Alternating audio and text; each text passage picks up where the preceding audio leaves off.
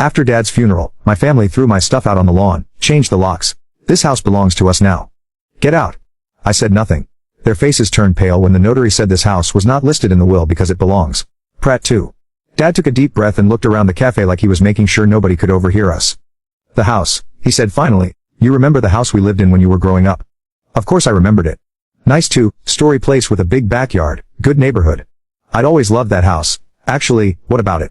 I bought it when your mom and I were divorced the first time. You were about 8. Remember we moved there right after she left? I nodded. That house had been our fresh start, just me and Dad. Well, I never finished paying it off. Still got a mortgage on it, and with the medical bills and not being able to work anymore. He rubbed his face with both hands. I'm behind on payments.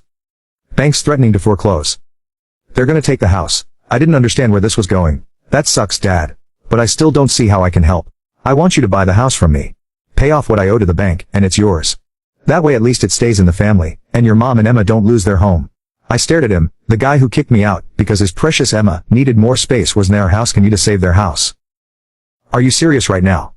I know how it sounds. I know I don't deserve to ask you for anything after. He trailed off, but I'm desperate, Sheila.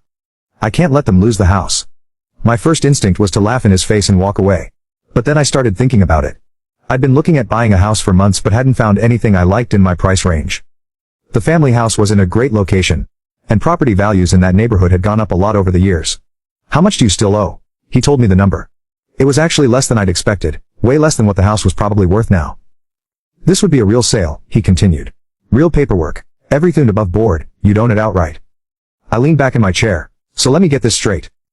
You want me to buy the house where you kicked me out 10 years ago so that mom and Emma can keep living there? He had the grace to look ashamed. I know it's a lot to ask. But here's the thing, I'd always loved that house. And this would actually be a smart investment for me.